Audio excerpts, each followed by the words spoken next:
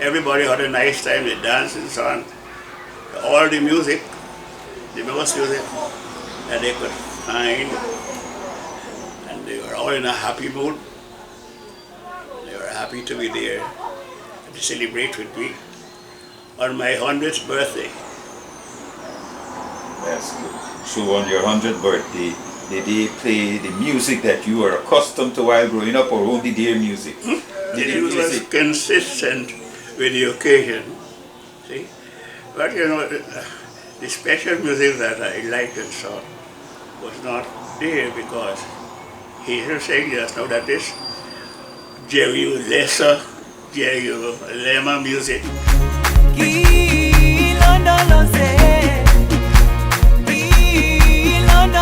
I like to hear that Jerusalema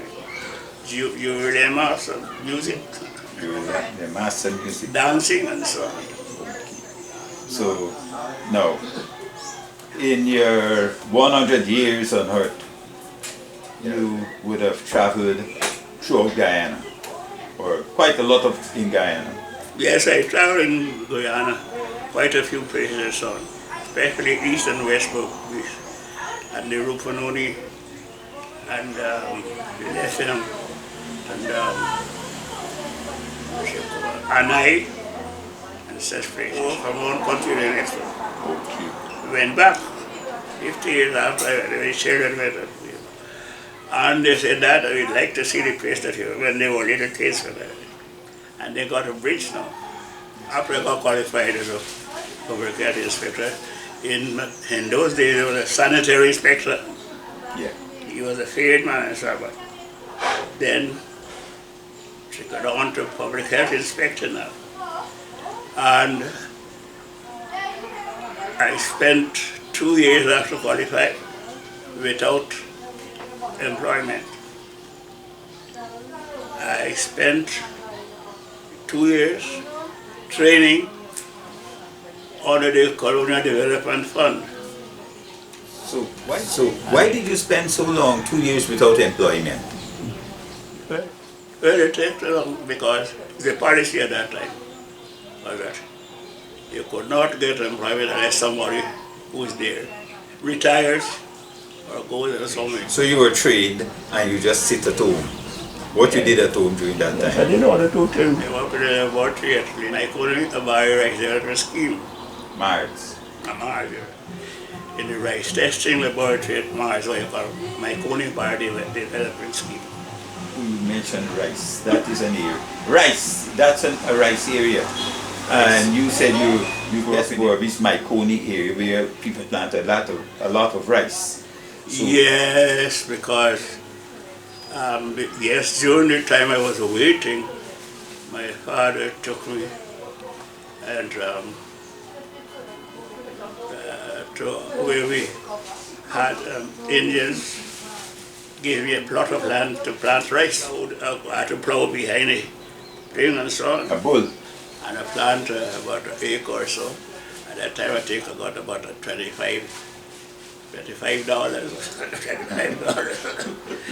from the paddy that I sold. So your family had no land at all to plant on? They had, not that I know about. They had. My father got at my Coney. Your father got land at Myconi. And your mother? Every all my Coney. Well, my mother had Belladrum and well done. So you didn't plant those lands? I didn't know much to do with them because when I grew up, but I should have done some planting as a young man, so it's time for me To go out to study? Get employed and go away. To study. So in your studies and working, you said you worked at Letem for some time. Where else did you work? Oh, let me show you, right there. The ministry put me to work on East Berbice. That is the first employment. Place you worked, East Berbice. Rosiknol, Ithaca area, Cotton Tree. Yeah. That's West Berbice. Then we got a problem with the Indians there and me. I did some shopkeeping and groceries. they complained against me, and they have transferred me to the West Berbice. So why did they complain against you? Why did they complain? Well, they complained, they say that I'm a government man, working with the government, and I am doing wrong things. I am... They put a shop, that time they did a shop there. You had a shop? But they make all it, yes, I had a shop. And then I had another one because the people started to come at me, Jig and Border and trying to it. And the people come, when the people came now, they had problems with the Indians because they were not going there to them. The people coming and buying anything. So these were Africans coming to you to buy? Yeah. And the Indians were annoyed and the Indians reported you? They make what you call spurious allegation. Spurious. Because from what I know from discussing with your families, is that the shop was in your wife's name? I had to do that because when I was working then with the government, I make sure that it's not in my name. Because I said that may be a problem with the government one. Yes. Put in your conflict of interest. Put it in my wife's name. But I run it and she runs it, she runs with me. Yeah. But they complained against you. Yeah. And what happened after that complaint? They say that they didn't do that and this distance with some the shop that it's not native drain. Spurious complaints. So you were able to, seeing that the business was in your wife's name, you were able to continue shop selling? Yeah. I was doing good business. Good. The drawer never empty. Good business. So that was not the reason why you were transferred from the neighborhood after? You weren't transferred from there to somewhere else? From the West Coast, from the East Berbice. West to the West Coast Berbice. From the East, West Bank Berbice, right. West Coast. West Coast Berbice, right, West Bank. That's why they transferred me. So they transferred you because you had a shop? And when they transferred me to the West Coast of Berbice, I was walking from a barrio to from the barrio come right down to number 3. Yes. That being at the West Coast. The Barrio River going back. The West Coast. Right to the West Coast is about there. West Coast Berbice. Yes, up to number 3. Yeah. Because Cotton Tree is West Bank. Cotton Tree is the bank. You cross the river, you come across the West Coast. And those were days that were good days for government workers. How did government workers fare in those days? Yeah. But I took careful now to put it in my name, put it in the wife's name. Okay. But I run it is my own. So, as a government worker then, what were your benefits? What benefits you get as a government benefit? worker? Yeah. I got my salary and stuff. Your salary and... I got my ornaments, I got transferred to Little, and there I got a lot of benefits, out of town, out of all this and that. They gave me a house there to live in, all sort of thing. So I got some money there, and I left there.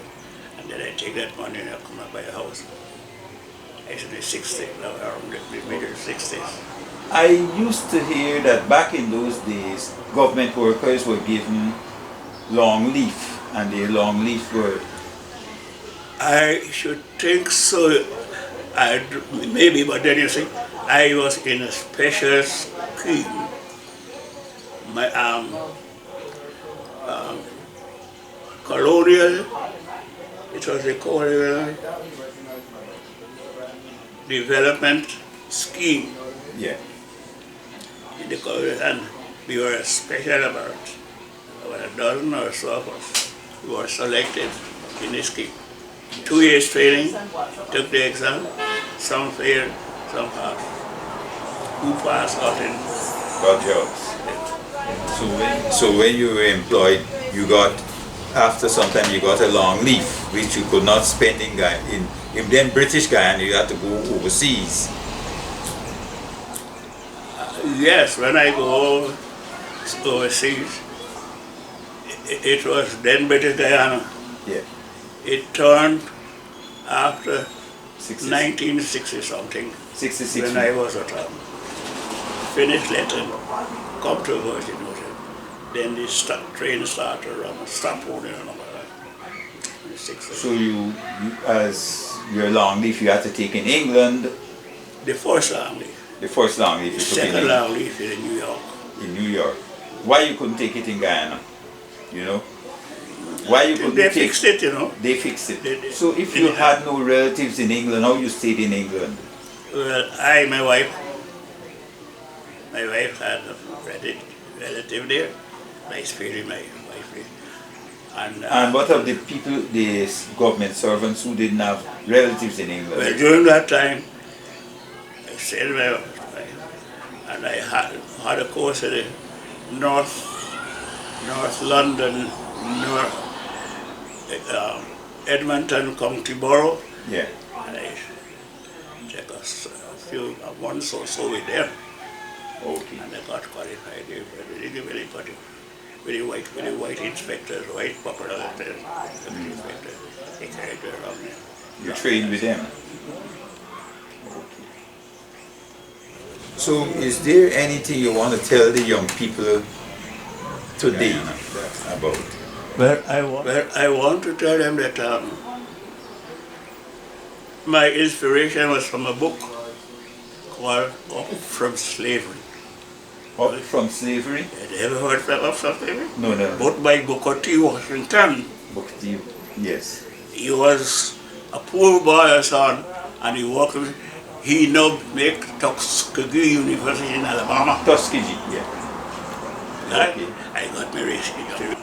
So, how did his life and yours, what was there a difference between Booker T. Washington's life and your life while you were growing up as a child? I tried to emulate him. You tried to emulate There him? was not much Why difference. you wanted to do that? Because it shows progress. Because it shows that I would not remain down. Although I was poor. Although you were Like you wanted to go. Booker T. Washington now, he has in there, he trained people there, he has a big university there, trained black people to fly plane and all that sort of thing. You never heard about him? Yes, I know Booker T. I know Booker T. Yes, I would have to tell the young people, Yeah. especially black people. They must read, they must observe, and they must act. Don't only read. Act what you, and develop themselves as much as they can. Those around them, they must occupy more land. They must occupy more land. Why you want them to occupy more land? Because land is property, land is progress. And when you occupy the land, develop it. Don't occupy the land and don't develop it. You ain't doing nothing. Right? Yes. If you got to plant gardens, if it's rice, cane, do something out of the ordinary that the government is not. Plant coffee. There's a lot of coffee that we can buy in this country. And up in the interior there, there's a lot of rolling savannas with water, so you can get them irrigated, plant farm. Yes, so you would advise young people to get into agriculture. Get out of the city. Get out of the city and improve it. Thank you. Right? Yes, brother. Get out of the city. You might have a sort of what you call that you can come back. Next year, you plenty of these things. Or like Bounty and all of them. Bounty got a big Bounty farm or something. Yeah. And they got the shop in the city. Yeah? So you have your farm out there and you have your shop in the city. You're being supplied with your own thing. Yes. You don't have to wait for somebody else to supply you. Right? And you got to pay this and you got to pay that. You pay from the beginning, you make your thing, you grow your thing, you reap what you sow. You reap what you sow. And what you sow, you reap, you distribute, you plant, you produce, and you distribute. And I would add to that, I would say, eat what you sow. Eat what you reap. Reap, yes, you reap what you sow. Right? Reap what you sow and eat what you reap. Yes, that's right, that's right. I think we should do that. Thank you very much. We're a little lethargic in our young citizens. They keep in the tongue too much. They don't go out in the land. They can get land outside of this place. Mm-hmm. Right? You got land outside. We hustling with land and the people take away. All right, as they take away the land, there we go so out and like this country got plenty of land.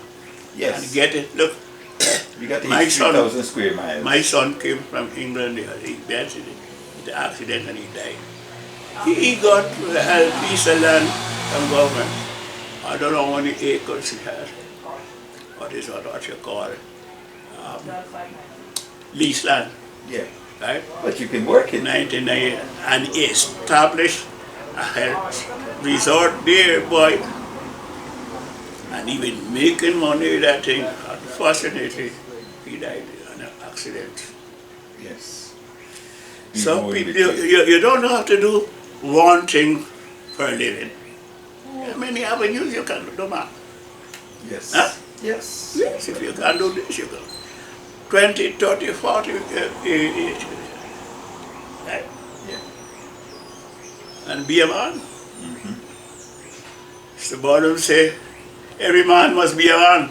Yes. Hmm? The small man must be Every the man real man. should be a man.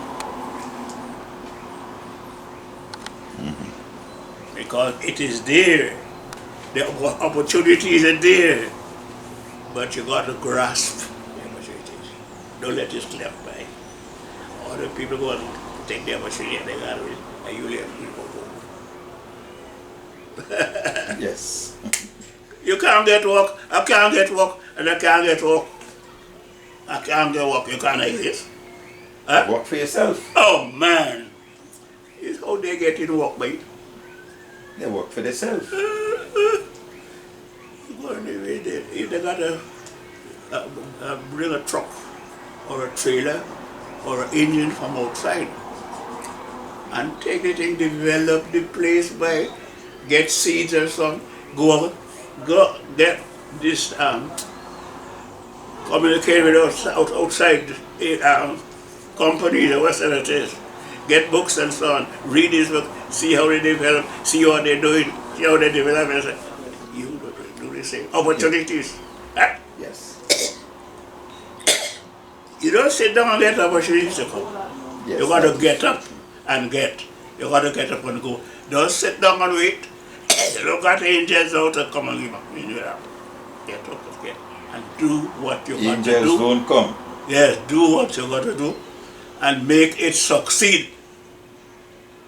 Management, whatever you're doing, manage it properly, because sometimes you're trying something, you try, you don't want that. You might try and fail sometimes, but eventually you'll get it right. And that is life. But we want more, what you call push, young people. Hold up in the city too much, enter them in the jail, plenty of them. That's what you call drugs. Their own drugs and they get rich quick. Yes. Some of this get rich, they throw you down.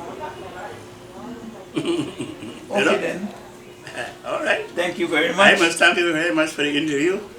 Peace. And let us go well. Yeah. I am I actually went there after one or few times, but I Yes. didn't continue because I had to go in. So Yes, okay. I got to be a member. You can